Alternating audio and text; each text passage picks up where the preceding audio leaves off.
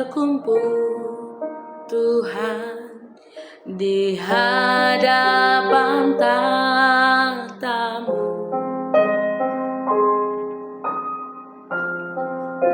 Sujud menyembah dalam indahnya hadirat-Mu.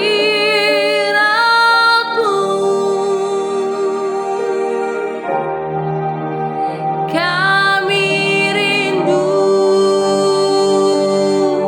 curahan kuasa Roh Kudus,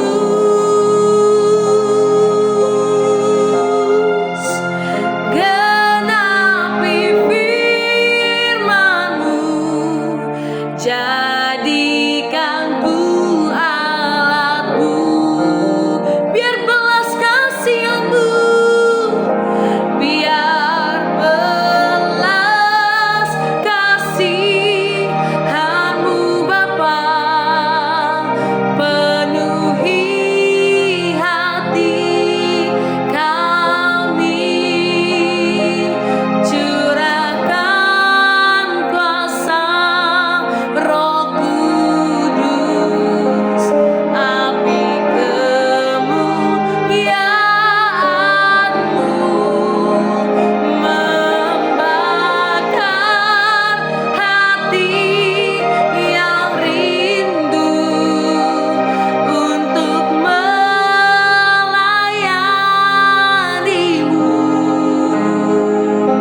sampai seluruh negeri ini, oh, sampai seluruh bumi ini dipenuhi api kemuliaan-Mu.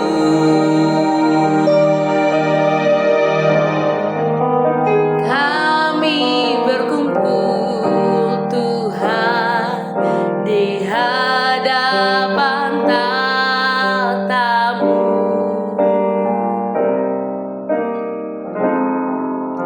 Sujud menyembah dalam indahnya hadirat-Mu. Kami rindu curahan kuasa Roh Kudus,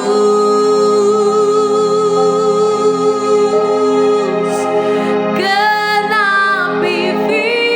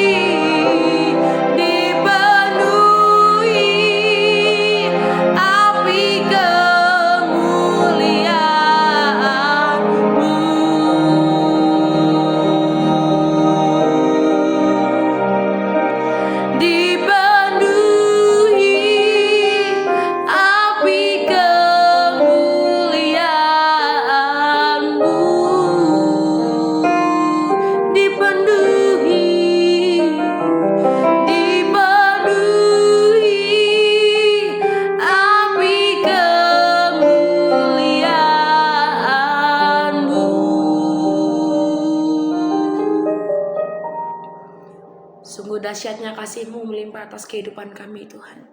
Kami bersyukur hari ini kami masih diberikan kesempatan untuk mendengarkan renungan. Tuhan ajar kami memahami. Dalam nama Tuhan Yesus kami berdoa dan mengucap syukur. Haleluya. Amin. Shalom Bapak Ibu Saudara yang dikasihi Tuhan. Kita berjumpa lagi dalam perenungan intim dengan Allah. Pada hari ini, hari Minggu tanggal 23 November 2025, kita akan mendengarkan dan merenungkan sebagian daripada firman Tuhan yang bertemakan tujuan di balik penderitaan kita. Pada perenungan hari ini yang berfokus dalam Yohanes 14 ayat 15 sampai 21. Dan pembacaan Alkitab kita dalam 1 tahun ini terdapat di dalam Roma pasal 14 sampai pasal 16. Saya harap Bapak Ibu Saudara-saudari dapat membacanya terlebih dahulu. Saya akan bacakan Yohanes 14 ayat 15 dan ayat 18, demikian firman Tuhan. Jikalau kamu mengasihi aku, kamu akan menuruti segala perintahku. Aku tidak akan meninggalkan kamu sebagai yatim piatu. Aku datang kembali kepadamu. Penderitaan adalah bagian dari hidup yang tidak dapat kita hindari. Sekalipun kita adalah pengikut Kristus. Banyak orang mengira bahwa mengikuti Yesus berarti hidup akan selalu mudah, doa selalu dijawab, dan jalan selalu mulus. Namun firman Tuhan dalam Yohanes 14 ayat 15 sampai 21 menunjukkan bahwa kasih kita kepada Kristus diwujudkan melalui ketaatan, dan proses ketaatan itu seringkali membawa kita masuk dalam pengalaman-pengalaman yang tidak nyaman bahkan menyakitkan.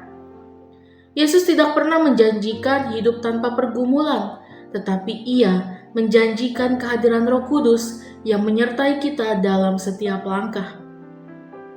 Yang pertama, penderitaan adalah sarana untuk menggenapi panggilan kudus kita. Tuhan membentuk karakter kita bukan melalui kesenangan yang berlebih, tetapi melalui proses yang mengasah, memurnikan, dan menyingkapkan isi hati kita. Di dalam penderitaan, kita belajar bersandar penuh kepada Allah, bukan pada kekuatan sendiri. Roh Kudus bekerja melalui masa-masa paling gelap dalam hidup kita untuk membentuk ketekunan, ketaatan, dan kesetiaan. Banyak orang justru mengalami pertumbuhan rohani yang terbesar dalam situasi yang paling sulit. Ketika kita berada di titik paling lemah, disitulah kuasa Tuhan menjadi sempurna.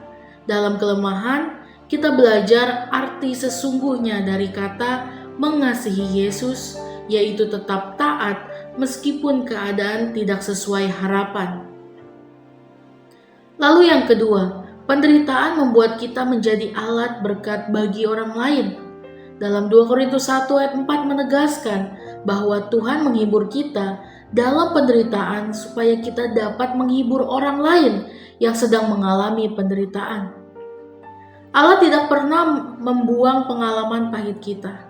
Setiap air mata yang kita jatuhkan, setiap pergumulan yang kita lalui, dan setiap luka yang Tuhan pulihkan, semuanya dipakai untuk menguatkan orang lain. Ada kuasa dalam kesaksian seseorang yang telah diangkat Tuhan dari lembah kekelaman. Penghiburan yang keluar dari hidup seseorang yang pernah disembuhkan Tuhan jauh lebih menyentuh dan berwibawa dibandingkan kata-kata teori semata. Tuhan memakai proses menyakitkan kita sebagai jembatan untuk menjangkau hati mereka yang sedang mengalami pergumulan serupa. Lalu yang ketiga, penderitaan menolong kita melihat kasih dan penyertaan Tuhan dengan lebih jelas. Yesus berkata, "Aku tidak akan meninggalkan kamu sebagai yatim piatu." Ini adalah janji yang sangat kuat. Dalam penderitaan, kita seringkali merasa sendirian, tetapi justru saat itulah Tuhan bekerja lebih dekat dari yang kita sadari. Roh Kudus sebagai penghibur yang menguatkan, meneguhkan, dan menyalakan kembali harapan kita. Banyak orang bersaksi bahwa mereka merasakan hadirat Tuhan paling nyata justru ketika mereka berada dalam masa-masa tersulit. Penderitaan mengubah cara kita melihat Tuhan, bukan lagi sebagai juru selamat yang jauh di surga, tetapi sebagai Bapa yang memeluk, memulihkan, dan membimbing kita langkah demi langkah. Lalu yang keempat, penderitaan mengarahkan fokus kita kepada tujuan kekal. Dunia sering menawarkan kenyamanan sementara, tetapi penderitaan mengingatkan kita bahwa hidup ini bukan tentang kesenangan sesaat. Tuhan sedang mempersiapkan kita untuk sesuatu yang lebih besar daripada apa yang kita lihat sekarang. Setiap proses yang Ia izinkan membentuk kita untuk menjadi serupa dengan Kristus.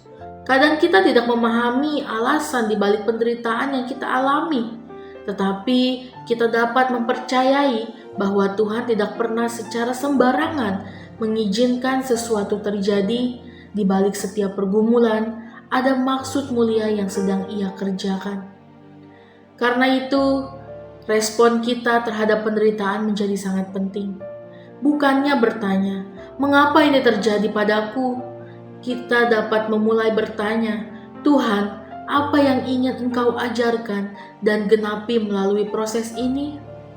Penderitaan bukanlah pertanda bahwa Tuhan menjauh, melainkan bukti bahwa Tuhan sedang bekerja. Ia sedang membentuk kita, menguatkan iman kita, dan mempersiapkan kita menjadi alatnya yang lebih efektif. Refleksi kita pada hari ini, jika hari ini kita sedang berada dalam masa-masa yang berat, ingatlah bahwa penderitaan kita tidak sia-sia. Tuhan hadir, Tuhan bekerja, Tuhan memimpin. Ia sedang memurnikan kita agar kita semakin serupa dengan Kristus dan menjadikan kita saluran penghiburan bagi banyak orang. Kiranya renungan ini menolong kita melihat penderitaan bukan sebagai akhir, tetapi sebagai bagian penting dari perjalanan iman menuju penggenapan panggilan kudus dan menjadi berkat bagi sesama. Amin. Mari kita sama-sama berdoa. Bapa yang baik, terima kasih Tuhan untuk perenungan pada hari ini ya Bapa. Terima kasih Bapa karena Engkau tidak pernah meninggalkan kami di tengah penderitaan yang kami jalani. Bentuklah kami sesuai panggilan-Mu dan jadikanlah kami menjadi berkat bagi orang lain. Terima kasih ya Tuhan. Kami menyerahkan seluruh hidup kami ke dalam tangan-Mu hari ini hingga selama-lamanya ya Bapa.